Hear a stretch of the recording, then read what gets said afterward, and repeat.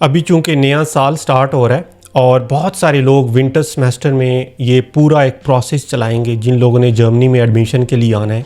ये video basically उन्हीं के लिए बनी है जो लोग अपना एडमिशन प्रोसेस स्टार्ट करेंगे इस साल, और उनको बेसिकली 7 स्टेप्स में मैं बताऊंगा कि ये जो पूरा एडमिशन प्रोसेस है जर्मनी में वो कैसे चलता है, और स्टेप बाय स्टेप लेकर चलेंगे ताकि आप लोगों को आइडिया लगे। और आप लोगों का बाज़ औक़ात ऐसा होता है कि लोगों के पास एडमिशन लेटर हाथ में है लेकिन अपॉइंटमेंट ही नहीं है एम्बेसी में, तो उन लोगों का फिर वो जो है डिले हो जाता है, उन लोगों के 6 महीने 1 साल डिले हो जाता है। तो इसलिए आप लोग प्रॉपर प्लानिंग के साथ अगर आप चलोगे और एम्बेसी से अगर आप लोगों का कोई इशू नहीं होता तो आप लोगों को मैक्सिमम चांसेस होंगे कि आप अक्टूबर 2024 में विंटर सेमेस्टर में जर्मनी में आके अपनी स्टडीज़ स्टार्ट कर सकोगे। नंबर 1 पे है जो सबसे इंपॉर्टेंट पॉइंट है वो है प्लान अ टाइमलाइन। लोग प्लानिंग ना करने की वजह से मारे जाते हैं। सीन ये होता है कि वो एडमिशन्स में अप्लाई कर रहे हैं यूनिवर्सिटी, लेकिन वीज़ा का कुछ पता ही नहीं है, एम्बेसी की कुछ खबर ही नहीं रखी हुई, अपॉइंटमेंट के लिए अप्लाई नहीं किया। तो भाई सबसे पहले आप लोगों को पता होना चाहिए कि जो एम्बेसी है वहाँ पे कितना टाइम लग रहा है, वहाँ पे आप लोगों ने इंटरव्यू के लिए या जो एम्बेसी की अपॉइंटमेंट है उसके लिए कब अप्लाई करना है।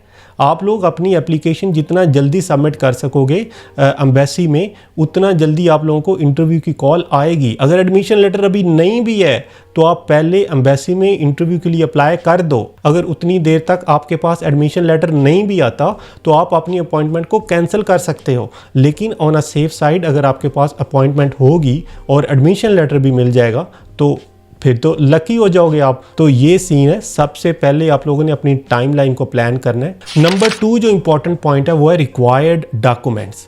भाई रिक्वायर्ड डॉक्यूमेंट्स जो एसेंशियल हैं वो तो आप लोगों के पास तैयारी होनी चाहिए। सबसे इंपॉर्टेंट जो डॉक्यूमेंट्स हैं वो है एकेडमिक डॉक्यूमेंट्स, वो मैट्रिक की डिग्री है, एफएससी के आपके रिजल्ट कार्ड्स हैं, और जो बैचलर का डिग्री है और जो आपके पास ट्रांसक्रिप्ट है, ये सारे डॉक्यूमेंट्स आप लोगों ने अपने पास रखने हैं। और ख़ास तौर पर अगर आप मास्टर्स के लिए अप्लाई कर रहे हो तो आप लोगों ने HEC से अपनी डिग्री को अटेस्ट करवाना है। तो ये काम भी आप लोग जितना जल्दी कर लो ये हो जाना चाहिए, क्योंकि ये एकेडमिक डॉक्यूमेंट्स हैं। और दूसरी तरफ जो डॉक्यूमेंट्स आप लोगों ने खुद लिखने हैं जैसे CV है, लेटर ऑफ मोटिवेशन है, लेटर ऑफ रिकमेंडेशन है, और IELTS का इंग्लिश प्रोफिशिएंसी सर्टिफिकेट लेना है। तो इस चीज़ के ऊपर आप लोग प्रॉपरली अपना प्लान बनाओ, टाइमलाइन बनाओ और ये सारे डॉक्यूमेंट्स अपने आप तैयार करो। नंबर 3 पे है शॉर्ट लिस्टिंग यूनिवर्सिटीज़। अब ये पहले 2 काम आप लोगों ने कर लिए हैं, अब यूनिवर्सिटीज़ को आप शॉर्ट लिस्ट करना स्टार्ट करोगे। अब यूनिवर्सिटीज़ को काफ़ी वेबसाइट्स हैं, daat.de फेमस है, इसके अलावा भी है, मैंने एक सेपरेट वीडियो भी बनाई थी, उसका लिंक आप लोगों को यहाँ पे मिल जाएगा।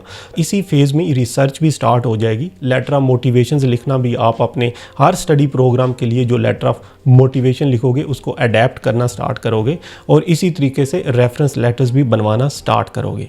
तो ये जो फेज़ है इसमें यूनिवर्सिटीज़ को सेलेक्ट करना है। नंबर 4 पे है अब एप्लीकेशन सेंड करनी है। अब आप लोगों को ये जो स्टेप है ये बेसिकली हर स्टडी प्रोग्राम में लिखा होगा कि आया आप लोगों ने डायरेक्टली यूनिवर्सिटी में अप्लाई करना है या फिर आप लोगों ने यूनी असिस्ट के थ्रू अप्लाई करना है। अगर तो डायरेक्टली अप्लाई करना होगा, यूनिवर्सिटी की वेबसाइट पे जाओगे आप और उनके जो डायरेक्ट पोर्टल होगा वहाँ पे आप एप्लीकेशन सबमिट कर दोगे, और जो हार्ड कापीज़ होंगी वो जिस तरीके से यूनिवर्सिटी कहेगी उनको आप डायरेक्टली जो है पोस्ट के थ्रू सेंड कर दोगे। दूसरा जो बहुत सारी यूनिवर्सिटी जो फॉलो करती हैं यहाँ पे स्टैंडर्ड है यूनी असिस्ट का। यूनी असिस्ट में बेसिकली जो फर्स्ट एप्लीकेशन है उसके 75 यूरोज़ हैं, और उसके अलावा आप फर्दर जितनी एप्लीकेशंस जितने स्टडी प्रोग्राम्स में अप्लाई करोगे उनका 30 यूरोज़ हर एप्लीकेशन पे इस तरीके से आप लोगों को देना पड़ेगा। ये बेसिकली कुछ फीस है जो आप लोगों ने सबमिट करनी होगी यूनी असिस्ट में।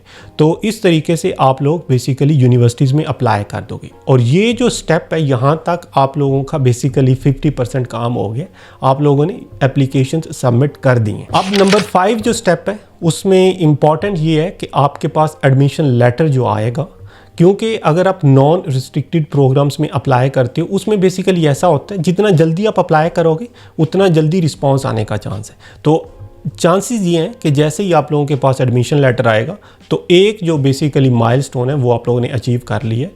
अब बेसिकली आप लोगों के पास एडमिशन लेटर जैसे ही आते जाएंगे उसके बाद फिर आप लोग अपना वीज़ा प्रोसेसिंग के जो डॉक्यूमेंट्स हैं वो भी तैयार करना स्टार्ट करोगे। तो नंबर 6 पे है एम्बेसी डॉक्यूमेंट्स। एम्बेसी डॉक्यूमेंट्स आप लोगों ने तैयार करने हैं। एम्बेसी डॉक्यूमेंट्स में क्या है, सबसे इंपॉर्टेंट है आपकी फाइनेंशियल जो मीन्स हैं जो आप लोगों ने एम्बेसी में शो करने होते हैं कि आप जर्मनी में रह सकते हो।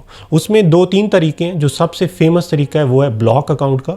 आप लोगों ने ब्लॉक अकाउंट में तकरीबन 11,000 यूरोज़ आप लोगों ने सबमिट करने हैं और उसके साथ फिर जो भी रिक्वायरमेंट्स होती हैं बैंक स्टेटमेंट की या इसके अलावा, तो वो आप लोगों ने तैयार करनी है अपने एम्बेसी के इंटरव्यू के लिए। तो अगर आप लोग ब्लॉक अकाउंट की तरफ नहीं जाना चाह रहे, दूसरा है स्पॉन्सर लेटर का। अगर जर्मनी में आपका कोई बंदा जानने वाला है तो वो आप लोगों को स्पॉन्सर लेटर भी जर्मनी में दे सकते हैं। तो इस तरीके से ये बेसिकली डिफरेंट तरीके हैं जिससे आप लोग अपने लिए ये जो फाइनेंशियल मीन्स वाला प्रूफ है वो आप पूरा करते हो। इसके अलावा जो भी डॉक्यूमेंट्स होंगे, आपका पासपोर्ट और इस तरीके से एडमिशन लेटर, और अगर वो इंश्योरेंस मांगते हैं उसके लिए भी आप लोगों के पास जो है ये प्लेटफॉर्म्स हैं। इसमें बेसिकली फिनतीबा है और कॉरिकल है, पाकिस्तान में दोनों फेमस हैं। कॉरिकल के ऊपर तो वो पूरा जो उनका एक पैकेज भी है जिसमें वो इंश्योरेंस भी देते हैं, हेल्थ इंश्योरेंस भी है और ट्रैवल इंश्योरेंस भी है। ब्लॉक अकाउंट भी बेसिकली आपका वहाँ पे ही ओपन होता है। तो इस तरीके से ये जो प्लेटफॉर्म्स हैं इनकी हेल्प लेकर आप अपने लिए एम्बेसी के सारे डॉक्यूमेंट्स तैयार कर सकते हो। नंबर जो 7 है वो है एम्बेसी इंटरव्यू। और फाइनली इस तक वही पहुँचते हैं जिन लोगों ने काफ़ी ज़्यादा हार्ड वर्क किया हुआ है, और फाइनली अगर आप पहुँच गए हो तो आपको मुबारक हो। और एम्बेसी इंटरव्यू में आप लोगों ने कैसे जाना है, कैसे अपने आप को प्रेजेंट करना है वीज़ा ऑफिसर के साथ, वो भी एक बहुत इंपॉर्टेंट टास्क है। मैं ये समझता हूँ अगर आप लोगों ने ये पिछले सारे 6 स्टेप्स आप लोगों ने अगर खुद किए हुए हैं, आप लोगों ने यूनिवर्सिटीज़ को खुद सिलेक्ट किया हुआ है, अपने लेटर ऑफ मोटिवेशन खुद लिखे हुए हैं, आप लोगों को एक एक स्टेप का पता है और आप लोगों के पास रीजनिंग है कि आप जर्मनी में क्यों आ रहे हो, तो कोई वजह नहीं है कि आप लोगों का वीज़ा रिजेक्ट हो जाए। लेकिन इसमें दोनों चांसेस होते हैं कि इसमें बहुत सारी चीज़ें होती हैं जो वीज़ा ऑफिसर देख रहा होता है। तो आप लोगों ने सबसे इम्पॉर्टेंट जो टिप है मेरी तरफ से, आप लोगों ने खुद एतमादी के साथ, कॉन्फिडेंस के साथ जाना है और वीज़ा ऑफिसर के सामने अपने आप को प्रेजेंट करना है। तो ये एक इम्पॉर्टेंट माइलस्टोन है।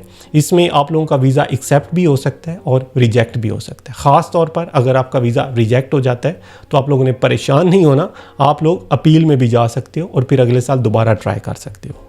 बहुत सारे लोगों के वीज़ा रिजेक्ट होते हैं, लेकिन जो लोग लगे रहते हैं और दोबारा एफर्ट करते हैं उन लोगों को फाइनली वो अपनी डेस्टिनेशन तक पहुंच जाते हैं। पूरी डिटेल में मैंने वीडियो बनाई थी मास्टर्स इन जर्मनी की, उसके लिए आप यहाँ पे क्लिक करें और इस वीडियो को यहाँ पे एंड करते हैं। Thanks for watching this video. Until next time, अल्लाह हाफिज़।